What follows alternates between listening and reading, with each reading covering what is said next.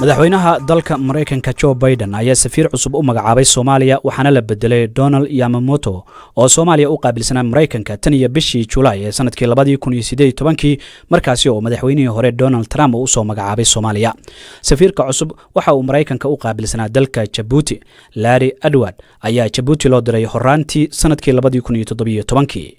haddaba wararka arintaasi ku saabsan waxa soo jeedinaya Axmed Xaaji Xasan. Larry Edward Andre waa sarkaal sare oo muddo ku soo dhex jiray adeega arrimaha dibadda ee dawladda Mareykanka. dalalka hore loogu diray waxaa ka mid ah Djibouti oo hadda laga soo bedelay iyo Jamhuuriyadda Islaamiga ee Mauritania oo uu ka shaqaynayay intii u dhaxaysay 2014 ilaa 2017. wuxuu dhashay sanadkii 1961 shahaadada koowaad ee jaamacaddana wuxuu sanadkii 1983 ka qaatay Machadka Claremont ee California. sanadkii 1988 ayuu qaatay shahaadada labaad ee jaamacadda oo culumta siyaasadda uu kaga bartay Machadka Maamulka iyo Maareynta ee Arizona. markii ugu horeysay ee Afrika uu yimid waxay ahayd sanadkii 1983 wuxuuna si bilaash ah ugu shaqaynayay hay'ad. wuxuu qaaradda ku sugnaa ilaa 1985 kadib markii jaamacadda uu ka soo qalinjibiyey wuxuu Andre dib ugu soo noqday qaaradda Afrika wuxuuna ka shaqaynayay mashruuca dib u dejinta qaxootiga intii u dhaxaysay 1988 ilaa 1990. wasaaradda arrimaha dibadda ee Mareykanka waxa uu ku biiray 1990 wuxuuna ka howlgalayay Nigeria 1990 ilaa 1992, Cameroon 92 ilaa 94 iyo Bangladesh oo 94 ilaa 98 uu ku sugnaa. kadib markii la dalacsiyay waxa uu madaxa arrimaha maamulka ka noqday safaaradda Mareykanka ee dalka Guinea laga soo bilaabo 1998 ilaa 2000. kadib waxa uu noqday sargaalkii dhanka bay'ada ee bariga Afrika wuxuuna fadhigiisa ahaa magaalada Addis Ababa. wuxuu xilligaas qaabilsanaa ilaa 14 dal oo bariga iyo bartamaha Afrika ku yaala wuxuuna shaqada hayay 2000 ilaa sanadkii 2002. kadib waxaa laga dhigay ku-xigeenka madaxa arrimaha howlgallada ee safaaradda Mareykanka ee Sierra Leone 2002 ilaa 2004. muddadii u dhaxaysay sanadkii 2004 ilaa 2006 wuxuu Andre ku noqday magaalada Washington wuxuuna ahaa ku-xigeenka agaasimaha wasaaradda arrimaha dibadda u qaabilsanaa galbeedka Afrika. wuxuuna 2005 si kooban uga soo shaqeeyay dalka Ciraaq. markii uu Afrika ku soo noqday waxaa laga dhigay qunsulkii safaaradda Mareykanka ee Nairobi muddadii u dhaxaysay 2006 ilaa 2008. kadib ayaa loo diray safaaradda Tanzania oo uu ka ahaa ku-xigeenka madaxa howlgallada ilaa 2010. haddana mar kale ayaa Andre dib loogu celiyay dalka Mareykanka isagoo la dalacsiiyey ayaana laga dhigay ku-xigeenka madaxa arrimaha Afrika u qaabilsan Mareykanka 2010 ilaa 2011. wuxuu kadib noqday kusimihii iyo agaasimihii xafiiskii wakiilka gaarka ah ee Mareykanka u qaabilsanaa Sudan iyo South Sudan muddadii u dhaxaysay 2011 ilaa 2013. Andre wuxuu guursaday Salma Rahman oo iyadana arrimaha caalamka uga shaqeysa Mareykanka. uu mahadsan yahay Axmed Xaaji Xasan oo warbixintaasi soo jeedinayay. magaalada Muqdisho waxaa weli ka taagan xiisadda siyaasadeed ee ka dhalatay muddo kordhintii 2 sano aheyd ee dhawaan markaasi golaha shacabka ee baarlamaanka Soomaaliya ay u sameeyeen madaxweynaha dawladda federaalka iyo dabcan hay'adaha kale ee dawladda iyadoo xalayna kulamo ay markaasi yeesheen qaar ka mid ah musharaxiinta mucaaradka iyo madaxda maamul goboleedyada Hirshabeelle iyo Galmudug. ilaa iyo haatan lama shaacin waxyaabaha ay ka wada hadleen. haddaba arintaasi ayaa waxaa wariyaha BBC-da ee Xasan Cali Geelle uga waramay gudoomiyaha isutaga ururada bulshada rayidka ee Soomaaliyeed Cusmaan Muxyidiin Shaatax.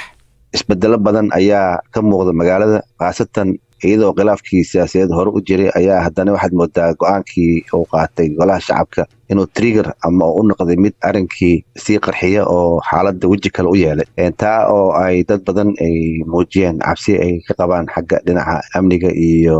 deganaanshaha magaalada. dhowr mar horena waan ka dignay waana ka hadalnay khilaafka siyaasadeed u dhexeeyey madaxda heer dowlad federaal iyo heer maamul goboleedba. waxaad moodaa inuu saameyn ku yeelan karo meelo badan oo ay ka mid tahay hay'adihii dawladda ama bulshada naftirkeeda uu kala qaybi karo. Shaatax habeen hore waxaa jiray cabsi weyn oo ah gacanka hadal in Muqdisho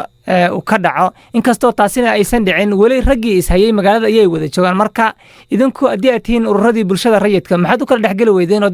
isugu dayay weydeen bal in cabsida haatan taagan aad dejisaan? dhinaca miidiyahana waa kala hadalnay oo bulshadana waa la hadalnay iyagana waan la hadalnay waxaan kaloo isku daynay inaan bal aan helno aan la kulanno qeybaha kala duwan noomayna suurtoobin ilaa haddana waan ku raad joognaa sidii aan ula kulmi lahayn oo aan u qaboojin lahayn balse waxaad moodaa wax hadda taagan inay tahay wax khilaaf hore u soo jiray resultigiisii ayaad muuqdaa inuu muuqdo una baahan runtii feejignaan badan iyo in ay juhdi badan la geliyo sidii ay ku badbaadi lahaa inaanu meeshaan isu ka dhicin gacanka hadal sababa dhibaato badan ku dhacdo dhinaca bini'aadanimada ahayd dadka sababna u noqdo inay adeegyadii dowladdii ay wadayna ay burburaan hay-adihii dowladdiina ay saameyn ku yeeshaan khilaafaadkan hadda sii weynaanaya marka weli waa ku rada jirnaa waana ku tala jirnaa inaan arrimahan dhexgalna horena waa ugu jirnay walow aad moodid in khilaafka uu ku salaysan yahay inta badan aragtiya shakhsiyadeed ah taana ay tahay si loo xaliyo ay mid aad u adag tahay waxaad jirta inaad tiri dhowr jeer hore aan ka hadalnay haatanna dadaalada ayaan weli wadnaa oo dhinacyada inaan la kulannayaan dabcano nooma suurto gelin marka maxaa idinka hor istaagan maxaase laidiin dhegaysanaynin hadda sababna loo dhegaysan waayo oo aan sheegi karna ma jirto laakiin waxyaabaha aan qiyaasayana waxa ay tahay maadaama waxa hadda laysku haayo aysan ahayn wax sida arrimaha doorashooyin ku saabsan ay ahaayeen arrimo siyaasadeed khilaaf siyaasadeed u ahaa waxaad moodaa in aad loogu dadaalay inay dowladda federaalka iyo maamul goboleedyada iyaga isku koobaan oo aanan space ayna siin urada bulshada cid kale oo gacan ka sii karta in isfahan meesha uu ka dhasho sidoo kale waxyaabaha kale aan mar kastaba aan kala hadalnay dowladda federaalka iyo maamul goboleedan waxay ugu weynaa ahayd in uu khilaafkan sababi karo meel uusan hadhow iyaga ka soo celi karin runtiina soomaaliya dowladnimadeeda inay tahay dowlad la dhisayo oo aanan ahayn dowlad dhisan oo la maamulayo mar haddii tahay dowlad la dhisayana mar kastaba aan laga maarmayn wadahadal iyo isfaham laga yeesho ciladaha ama caqabadaha ka hor yimaado intaba waan u sheegaynay waana dhegaysanayeen haddana wax tallaabo ay ka qaadayeen habeynatee ma jirin marka ma garan karno ilaa xad inta hadda ay tahay aysan u qaadan laakiin waxaan qiyaasaynaa in waxyaabaha inta badan aad khilaafka salka u ah inuu yahay mid is-aamin darro ah iyo dhexdooda ka dhexaysa iyo tan shaksiga inay ka weyntahay tan caamka ah aragtidiinna